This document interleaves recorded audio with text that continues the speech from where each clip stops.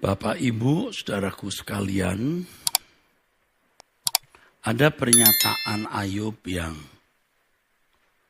mestinya ini bisa mengejutkan.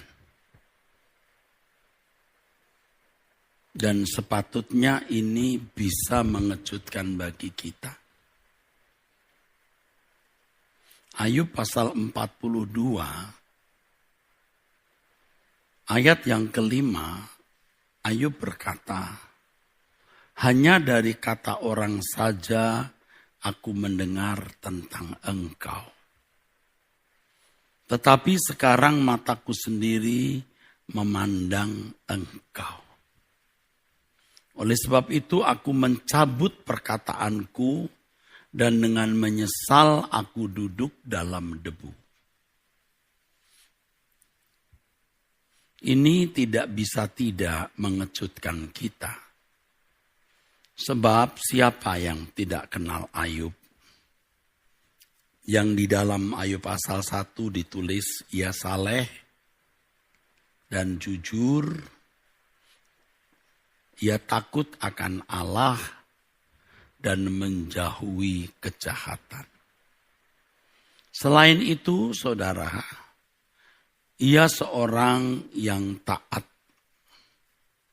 Setiap hari bangun pagi-pagi, Ayub mempersembahkan korban bakaran. Selain itu, kalau kita membaca kualitas hidup Ayub, itu luar biasa. Mengapa? Dalam keadaan yang kehilangan segala sesuatu, ya, dia masih bisa menyatakan, dengan telanjang aku keluar dari kandungan ibuku, dengan telanjang juga aku akan kembali ke dalamnya. Tuhan yang memberi, Tuhan yang mengambil, terpujilah nama Tuhan. Dalam kesemuanya itu Ayub tidak berbuat dosa. Dan tidak menuduh Allah berbuat yang tidak patut. Ya, saudara.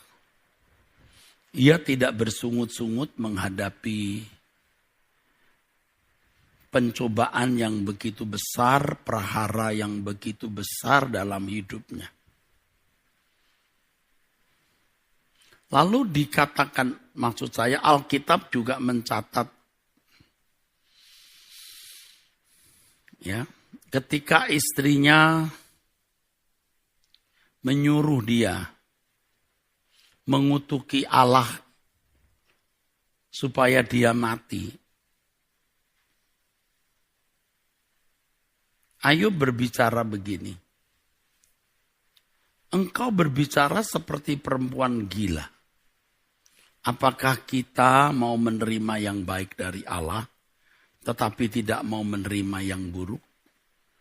Ditulis lagi, dalam kesemuanya itu Ayub tidak berbuat dosa dengan bibirnya. Lihat kualitas hidup Ayub. Menakjubkan sekali, saudara. Luar biasa. Ya, luar biasa. Kalau kemudian kita membaca lebih lengkap, ya, pergumulan Ayub di mana tubuhnya dari kepala sampai kakinya penuh dengan bara yang busuk. Sehingga dengan sekeping beling ia menggaruk-garuk badannya. Pasti berdarah-darah. Jadi seorang kaya raya menjadi manusia miskin dan terbuang seperti ini, ya, saudara. Ini kualitas hidup Ayub yang tidak diragukan. Hebat, saudara. Lalu kalau kita membaca percakapan Ayub dengan teman-temannya, Ayub tidak kalah hebat. Maksud saya Ayub bisa berbicara mengenai Tuhan, mengenai kehidupan dengan sangat cakap. Jadi ia juga berpengetahuan, saudara. Ia bisa mengimbangi teman-temannya yang berbicara panjang lebar mengenai Tuhan, saudara. Jadi tidak diragukan kualitas hidup Ayub dari perilakunya secara praktis dan pengetahuannya secara kognitif. Tetapi mengejutkan, Ayub bisa berkata, hanya dari kata orang saja aku mendengar tentang engkau.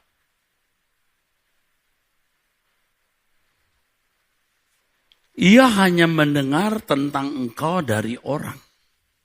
Tentang Allah maksudnya. Itu sudah bisa menjadi landasan hidup moral kerohaniannya, saudara. Hanya dari kata orang saja.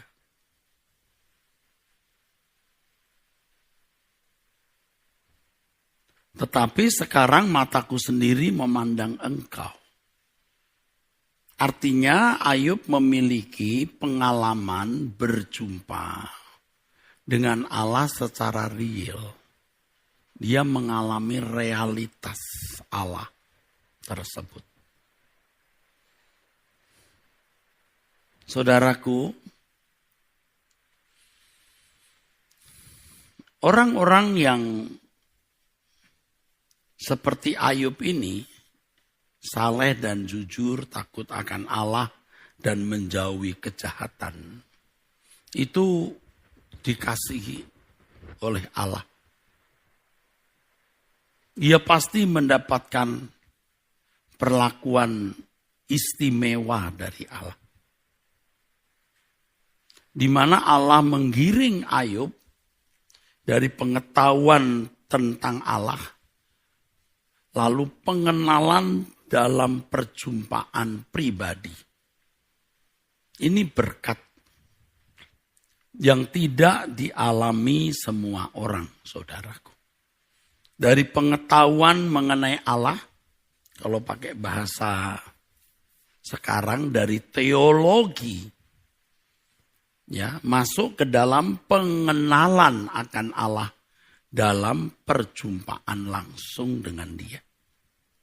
Jadi tidak bisa dihindari kebenaran dari apa yang telah kita baca melalui ayat Alkitab ini, saudaraku. Banyak orang hanya berhenti sampai di pengetahuan mengenai Allah. Berhenti sampai di teologi. Tapi tidak memiliki perjumpaan langsung dengan Allah. Sama dengan nabi-nabi di Israel, saudara. Mereka memiliki komunitas nabi-nabi dan mereka tentu belajar Taurat dan pengetahuan tentang Allah. Tapi beda yang namanya Elia, Elisa.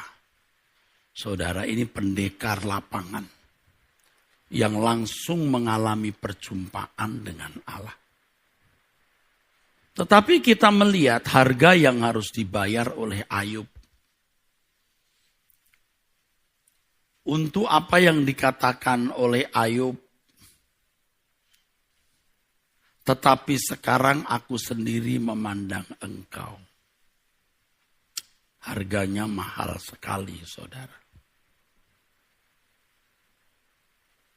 Pertanyaan yang bisa muncul di hati kita, apakah tidak ada cara lain yang membuat Ayub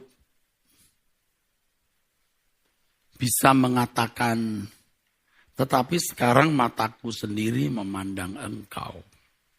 Apa tidak ada cara lain? Mengapa Allah harus mendatangkan prahara yang begitu menyakitkan atas Ayub? Bukan hanya hartanya yang ludes. Anak-anaknya semua mati, tidak tersisa. Dan istri, teman tidur, juga berkhianat. Matilah. Ia tidak mencintai Ayub lagi loh. Yang pertama dia menjadi ateis. Kutukilah Allahmu. Kalau ia percaya Allah ada, dia menghina Allah, itu lebih menyakitkan. Lebih baik orang ateis yang tidak percaya Allah.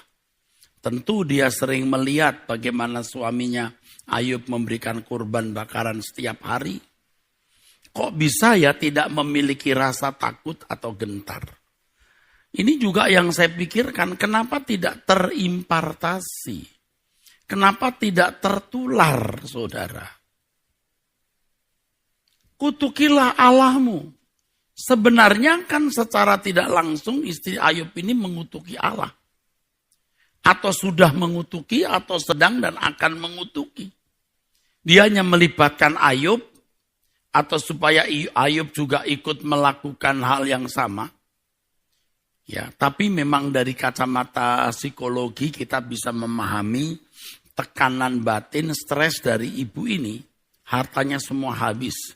Dan biasalah wanita kan lebih matre kadang-kadang. Ya, kadang-kadang nih, jadi jangan marah. Kadang-kadang. Lalu anaknya mati 10-10-nya. Untung dia tidak dibawa ke rumah sakit jiwa. Tapi dia tetap sakit jiwa. Lebih mengerikan, mengutuki Allah. Kutukilah Allahmu dan matilah kau. Kan artinya aku tidak membutuhkan kamu lagi. Jadi kalau saya ditanya, Ayub setelah dipulihkan punya istri lagi, itu kira-kira istri pertama atau istri yang lain? Saya pernah menjawab dan itu menjadi polemik di dunia media sosial. Ya, kenapa sih mesti polemik? Istri yang dulu boleh, istri yang sekarang juga silahkan.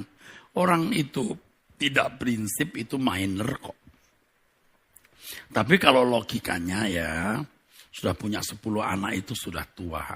Masa mau punya 10 anak lagi? Pikir 2. Ia sudah mengharapkan Ayub mati begini. Sementara Ayub telah menjadi sosok yang lebih sempurna. Karena Ayub mengatakan kalau ia menguji aku akan muncul seperti emas. Jadi Ayub semakin berkualitas loh. Ya. Kalau ia menguji aku akan muncul seperti emas.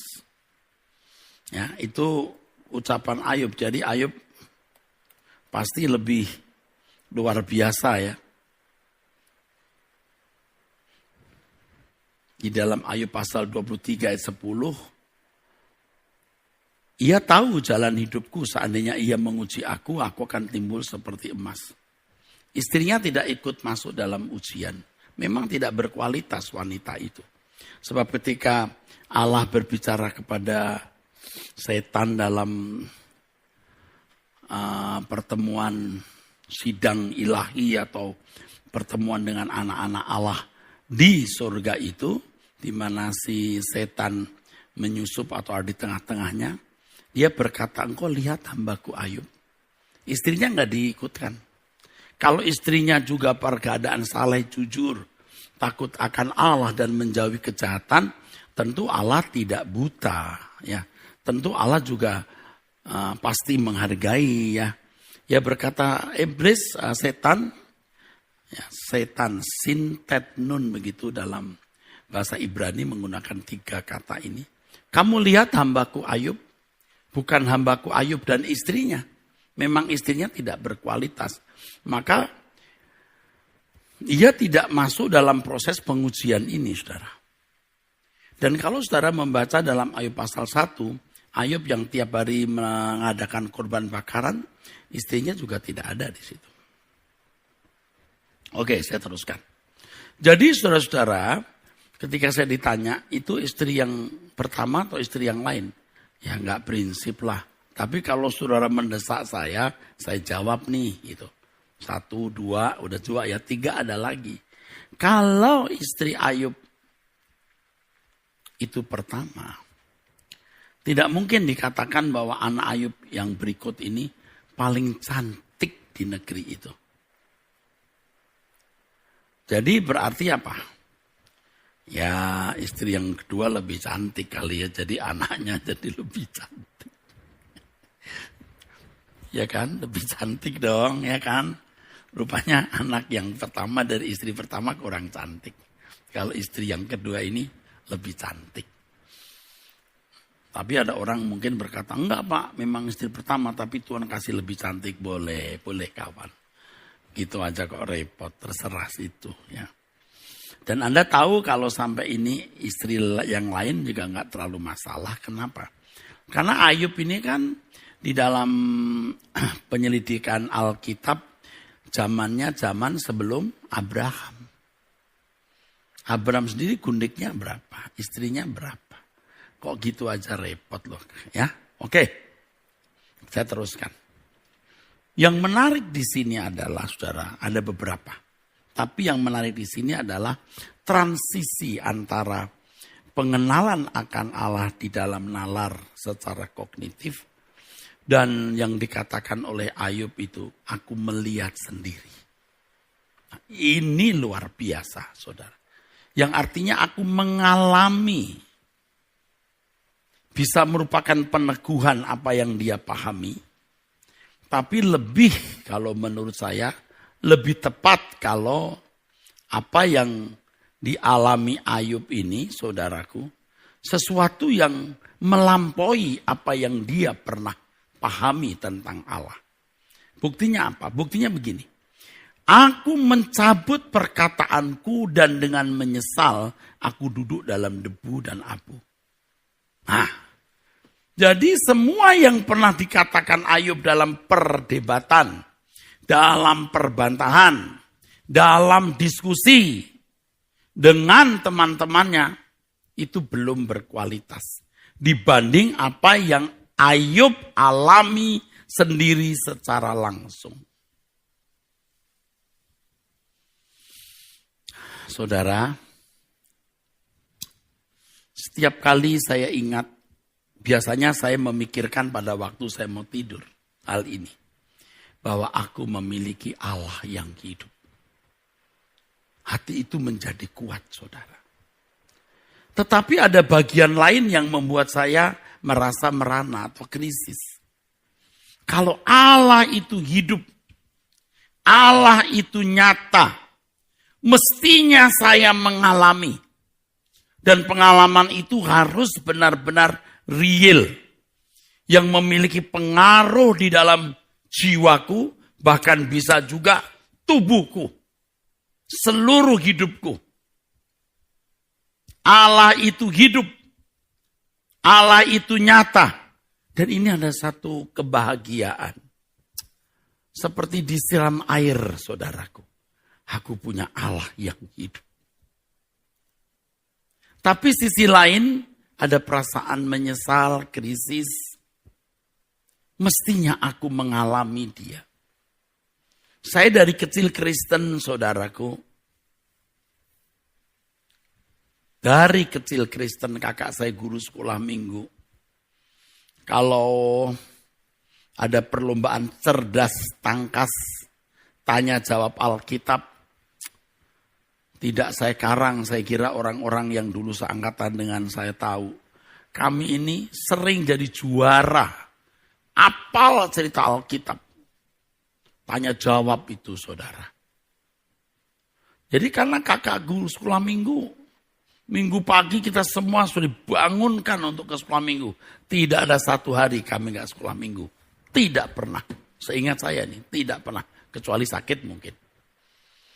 Gereja juga dekat. Ya.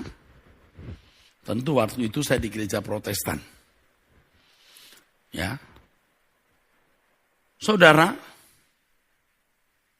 dari situ saya bertumbuh terus, mengalami proses pertobatan di Jakarta, di GPIB Paulus, Jalan Imam Bonjol. Saya aktif dalam persekutuan doa.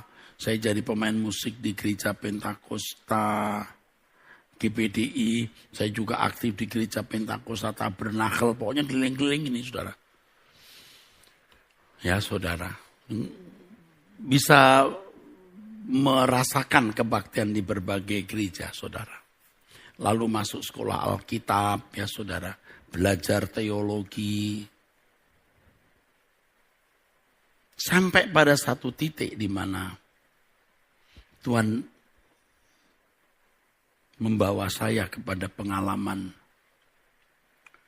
harus mengalami dia.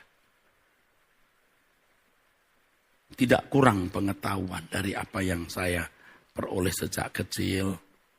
Masuk sekolah Alkitab, lalu kuliah, ambil S2, S3, saudara.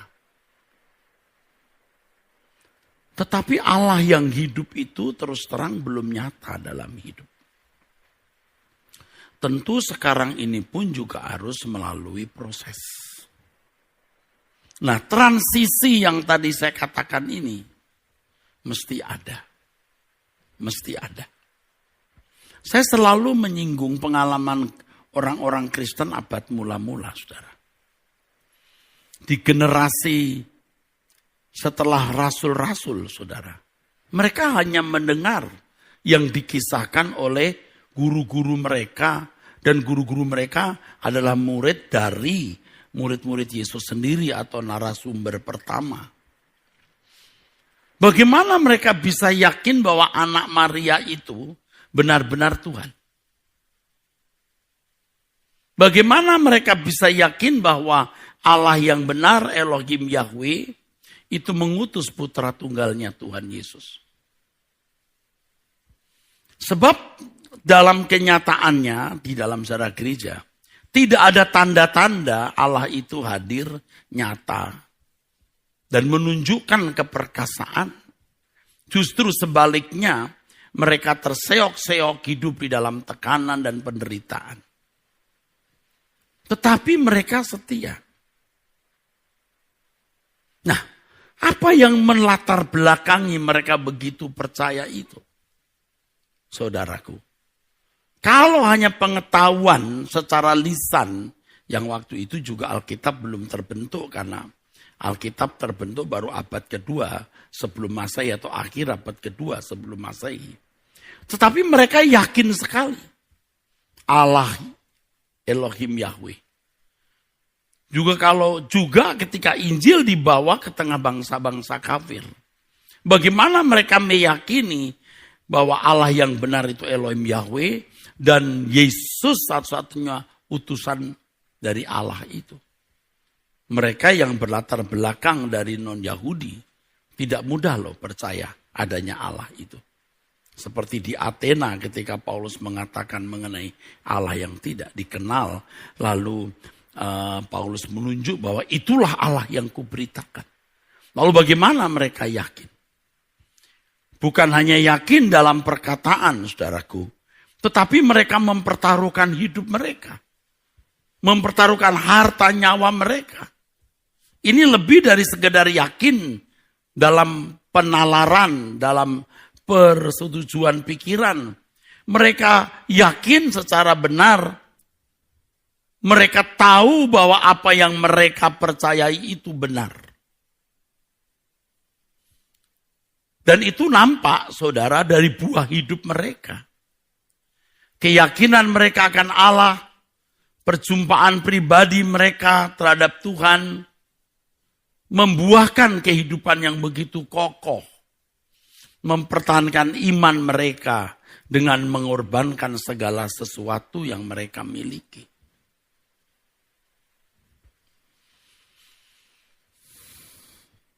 Betapa bedanya dengan orang Kristen hari ini. Bahkan betapa bedanya dengan para teolog.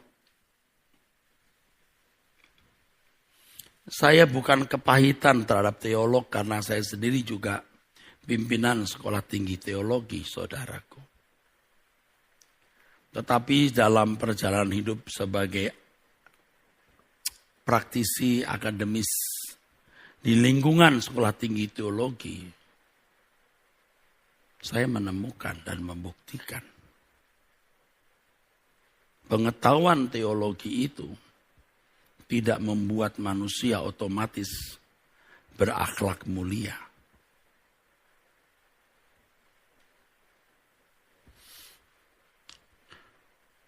Umur hidup saya, saudaraku, separuh lebih ada di lingkungan sekolah teologi.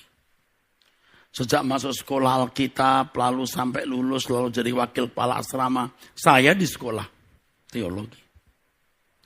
Dan saya sudah membuktikan ini.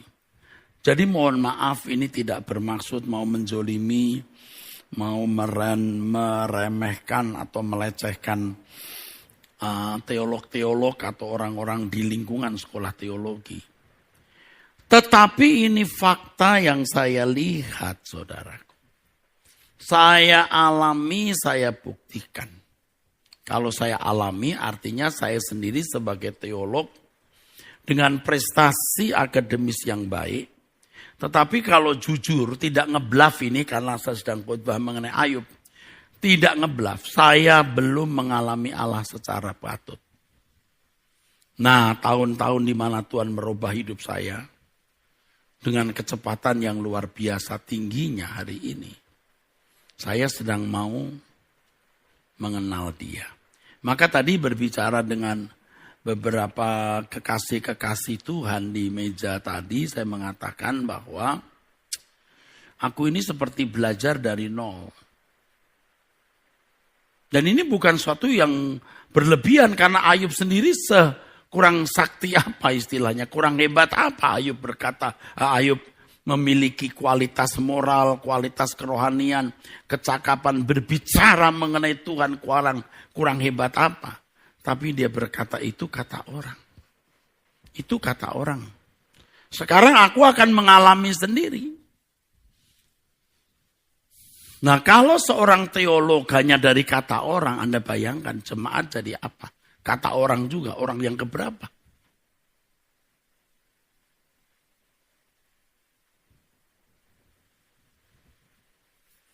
Jadi di sisa umur hidup kita ini, saudara, kalau kita percaya kepada Allah yang hidup, Allah yang nyata, ayo kita memburu, kita mencari Allah dengan sungguh-sungguh. Harus memiliki pengalaman pribadi. Kan pada akhirnya begini, saudara. Mau sebanyak apapun teologi yang kau miliki, akhirnya kamu hanya membutuhkan sepotong teologi yang terkait dengan hubunganmu dengan Allah. Titik. Ini loh esensi, ekstraksi dari semua pengetahuan tentang Allah yang kau miliki. Jadi jemaat mendengar khotbah harus, ikut PA mesti. Tetapi pada akhirnya harus ada ekstraksi sari dari semua yang Anda dengar. Yang Anda peroleh dalam perjumpaan langsung dengan Allah. Kalau konyol nih saya boleh ngomong, lebih baik saya punya sepotong ini saja, gak butuh yang lain. Yang penting ini. Dan ini harus mengubah hidup kita. Ini yang mengubah hidup kita. Tidak berlebihan, saudara. Saya mengerti teologi itu mau sehebat apa sih. Segitu-gitu doang kok. Nggak tahu tinggal buka buku, sekarang mudah sekali buka komputer. Komputer saya ada 60.000 lebih buku. Yang bisa diakses perpustakaan di dalam komputer. Aduh, mau Alkitab berapa versi sekejap dalam hitungan detik dimunculkan. Jadi kalau kita tahu bahasa Yunani, Ibrani itu bukan karena kita pinter. Karena kita melihat orang pinter yang telah menggali itu, saudara. Iya.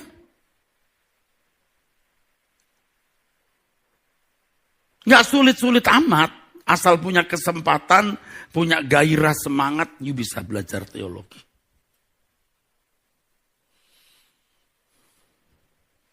Tapi yang sulit, dan itu yang penting, temukan teologi ya. Hasil dari perjumpaanmu dengan Allah.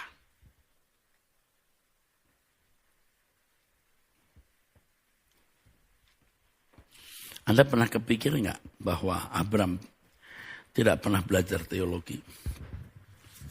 Nggak tahu dari buku mana kalau ada. Kalau ada agama Zoroaster, agama Kanaan, yang lain. Tokoh-tokoh Alkitab, bagaimana bisa mengenal Allah? Dari pengalaman mereka. Ekstraksi dengan ekstraksi dari pergaulan langsung dengan Allah ini. Jangan sampai ilmu tentang Tuhan malah memarkir orang jadi bodoh. Karena merasa sudah punya pengetahuan dan pengetahuan itu seakan-akan sudah menjadi jembatan menemukan Allah. Mati di sini saudara. Tapi tidak sadar kalau dia tidak sadar. Dia tidak tahu kalau dia tidak tahu. Kalau orang harus mesti belajar teologi tinggi-tinggi, gimana ibu-ibu bapak-bapak yang di gunung sana? Dia tidak pernah mengerti justificatio, sanctificatio, ordo salutis. Tidak mengerti pandangannya Agustinus, Yakobus Arminius, Calvin, dan lain-lain. Tidak tahu. Apalagi Thomas Aquino, apalagi Stoa, Plato. Mana tahu. Tapi mereka memiliki segenggam pengetahuan dari hubungan yang mereka miliki dengan Allah. Dan itu cukup bisa membuat mereka diakui oleh Allah, ini anakku yang kukasihi, kepadanya aku berkenan. Bahkan mungkin tidak bisa baca tulis. Ini benar-benar terjadi saudara. Satu rumah tangga yang anak-anaknya diberkati secara finansial dan keluarga ini ya memang keluarga yang mampu ya. Saya sempat kepikir, ya anak-anaknya mereka juga mengenal Tuhan. Dulu nenek moyangnya siapa ya? Cerita ini. Si ibu rumah tangga cerita. Dia bilang maminya dari Tiongkok sana. Ya, nggak bisa baca tulis. Tapi dengerin khotbah bisa ayat-ayat Alkitab hafal. Tentu nggak semua, banyak ayat Alkitab hafal. Jadi dia punya rumah. Nah rumah depannya ini dipakai gereja, dikasih gereja. Dia rajin membersihkan gereja, nyapu dan lain-lain. Ya. Sampai suatu hari ada anggota keluarga siapa begitu meninggal, dia mau minta dititipkan di gereja atau lewat atau dititipkan, saya lupa ingat. Pendetanya nggak kasih kesempatan. Tidak diizinkan oleh pendeta. Jadi keluarga ini paling tidak suka sama pendeta ini.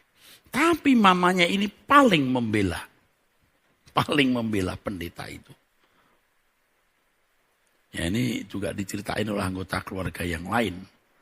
Jadi mamanya ini membela pendeta itu walaupun pendeta itu dianggap kurang baik. Lalu satu lagi, anggota keluarga yang lain cerita, ini si mama, si ibu ini. Nah, keluarga lain cerita bahwa ibunya ini yang tidak tahu baca tulis tapi bisa baca ya, bisa hafal ayat Alkitab. Hampir tiap minggu katanya kesaksian. Jadi kalau siapa yang bersaksi dia maju ke depan. Ada saja yang disaksikan. Saya jadi ingat encim dulu kan selalu begitu ya. Kalau ada siapa kesaksian bersaksi terus sampai Tuhan datang. Bersaksi terus ya dilihat kanan kiri dia maju. Ada saja. Herannya nih, dia tidak pernah kekurangan bahan. Kalau kekurangan bahan dia nyanyi. Dan sebelum nyanyi dia bilang, tolong ya jangan dengar suara saya. Loh, kalau suaranya gak didengar, suara genderuwo apa?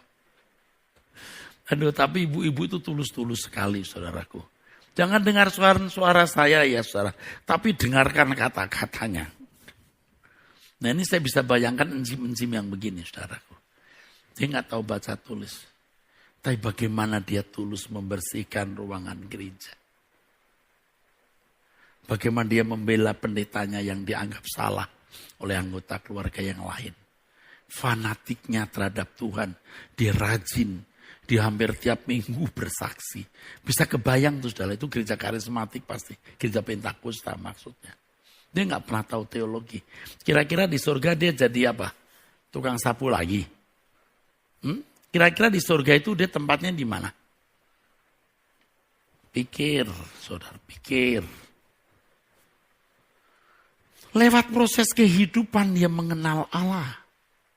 Tokoh-tokoh iman lewat proses kehidupan mengenal Allah. Kalau saya lewat proses akademis. Yang membuat kita jadi angkuh, arogan, sudah merasa pintar. Tidak mengalami Tuhan secara proporsional. Nah, bersyukur kalau kita diproses dan mulai sadar. Aku mau mengalami Tuhan. Kalau engkau ada Tuhan, aku mau mengalami engkau. Nah, kita merasa bahwa kita seperti belajar dari nol.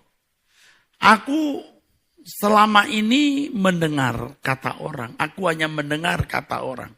Sekarang aku mau melihat sendiri dan mengenal sendiri. Kalau kita membaca secara literal mengenai takut akan Allah, kedahsyatan Allah, you bisa tulis, bisa lukis. Tapi ketika seseorang berdoa, berhadapan langsung dengan Tuhan, dan bertemu dengan Tuhan, kegentarannya tidak bisa ditulis. Strumnya itu tidak bisa dilukiskan, saudara. Tapi ini yang mengubah, ini yang memperbarui. Ini membuat kita takut akan Allah. Rasanya ingin setiap menit tidak ada kesalahan sekecil pun. Dari menit ke menit, dari jam-jam. Aduh, rindu rasanya Tuhan bisa senyum. Betapa indahnya kalau Tuhan senyum di surga. Lalu kalau ada malaikat yang boleh tanya, Tuhan kenapa senyum? Aku senang lihat anak satu itu. Kita attract Tuhan. Kalau dulu kita attract manusia. Aku ini wow loh, wow. Lama-lama jadi wow, monyet. Sekarang kita mau Tuhan senyum. Itu yang benar. Ketika kita bersentuhan dengan Allah, kita merasakan perasaannya. Kita berambisi. Bagaimana aku menyenangkan dia. Bagaimana suatu hari ketika mati semua raport dibuka, semua prestasi dibacakan, kita didapati berkenan. Udah itu saja.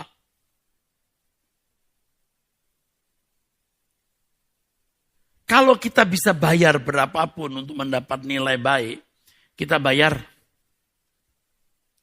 Kita bayar, tapi nggak bisa dibayar. Tidak membutuhkan uang, tidak dituntut pendidikan tinggi. Hati yang tulus. Aku mau mengenal Engkau Tuhan, aku mau mengalami Engkau Tuhan. Orang bingung, saya sudah dinasihati, Pak jangan doa tiap pagi jam 5, Bapak akan kurang tidur. Dia tidak tahu. Saya bukan bangun jam 5, sering 2:30 sudah bangun. Memang 1:30 bangun, 1:30 kadang-kadang saya sudah bangun. Padahal tidur jam 10. Tapi sudah umur 62 ini kadang-kadang tidur 4-5 jam, seger saya. Aduh, gak ngerti juga. Saya berlutut dulu saudara. Nah tadi bicara-bicara apa gak ngantuk ya? Saya kalau khotbah itu kadang saking capeknya masih bisa terasa ngantuk. Tapi kalau doa hampir tidak pernah. Kalau udah kena setrum, udah gak usah pakai emosi.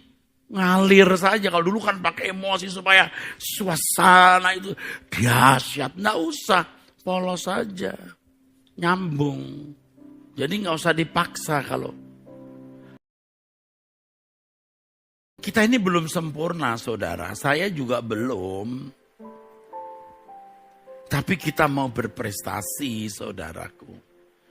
Dengan mengalami Tuhan langsung kita bisa lebih mengerti perasaannya. Bukan berdasarkan format kalimat-kalimat.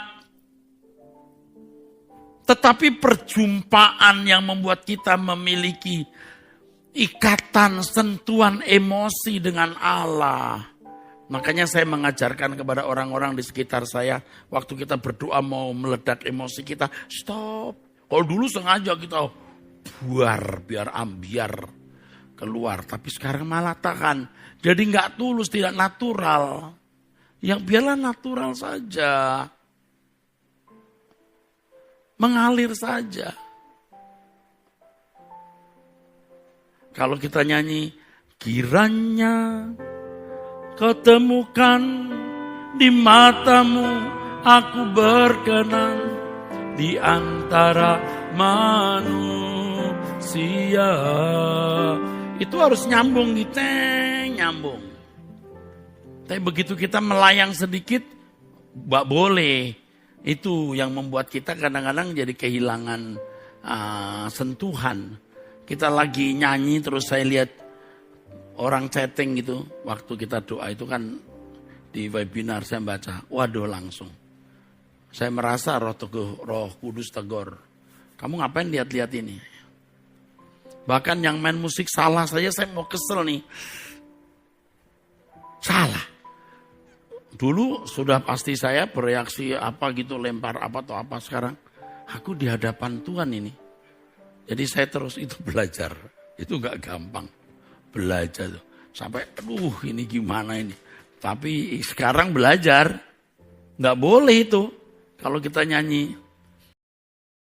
Sedang ngomong dengan Tuhan. Gak boleh melayang kemana-mana. Nah itu dulu kita sih sambil nyanyi mikir apa nanti gimana. Sekarang gak berani. Oh ngeri saudara. Kan kadang-kadang kita lihat jumlahnya sudah berapa yang ikut gitu ya. Sambil nyanyi gitu. Haleluya. Itu Tuhan seperti ngomong matamu.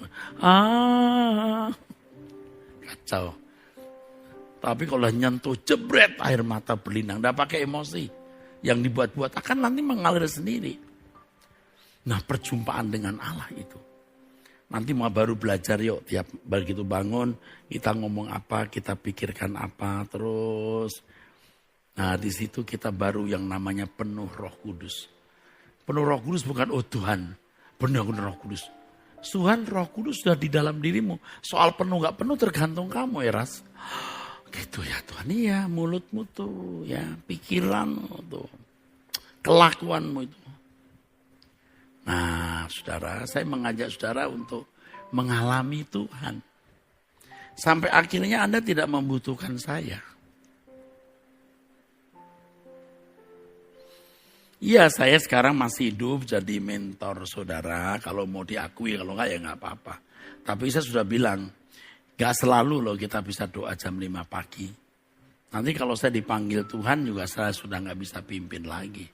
Tapi nanti kita ketemu di surga. Jam 5 pagi saudara bisa ikut berdoa. Ya webinar ya.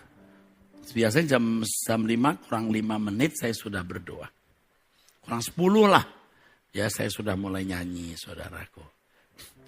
Ya puji Tuhan jumlahnya dari 1000 sampai sekarang sudah mendekati 2000. 1960 sekian. Saya berharap ini terus jumlahnya makin banyak ya saudara. Kita membuat komunitas ya, komunitas Kristen. Beberapa waktu yang lalu pernah saya menyampaikan adanya e-church ya, gereja virtual. Tapi itu sekarang saya sudah sampaikan staf saya, jangan di bluff dulu hal ini. Nanti kesannya saya mau menarikin jemaat gereja lain. Dan ini pasti banyak orang-orang GSKI. Dan saya ingatkan, jemaat GSKI Jakarta tidak boleh ikut e-church. Maksud saya adalah, dari Anda bertanya Alkitab menjawab. Ada orang-orang dari banyak tempat yang tidak terlayani oleh gereja karena ikut Erastus yang sesat. Meninggal siapa yang ngubur, pemberkatan nikah siapa yang memberkati. Maka saya mengambil keputusan, masuk saja. Nanti bagaimana saya bisa bantu kalian. Tetapi kalau yang di Jakarta, apalagi dari warga GSKI yang udah ke Pluit, GSKI yang di Kebun Jeruk, Gajah Mada, Lifehouse, tidak boleh. Anda harus tetap di gereja masing-masing. Karena mereka juga gereja di mana saya juga menjadi orang tua mereka. Kalian harus tetap di gereja itu, mendukung gereja itu. E-church untuk saudara-saudara kita yang di luar kota, di luar daerah atau tempat-tempat di mana mereka tertolak, mereka tertolak oleh gereja setempat. Ikut Erastus ya, wah ini sesat nih, sampai tidak punya tempat lagi untuk nanti gimana pemberkatan ke anak-anaknya, gimana penyerahan anak. Saya bisa membantu, mau lewat streaming atau nanti saya utus orang kalau pemberkatan nikah atau menguburkan orang meninggal. Tetapi yang di Jakarta tidak boleh. Saya sempat memfreeze ya, membekukan ini. Jangan sampai orang-orang sekitar saya merasa saya sedang menarik mereka masuk Arta Gading. Saya tidak perlu menarik mereka karena mereka anak-anak rohani saya. GSK ini semua rata-rata saya yang membangun, bukan siapa-siapa. Dan saya suruh mereka untuk mandiri supaya mereka bisa melayani tanpa saya. Karena saya akan meninggal dunia. Lalu nanti siapa yang mengembalakan kalau saya meninggal dunia? Makanya harus belajar mandiri itu, saudara. Ya.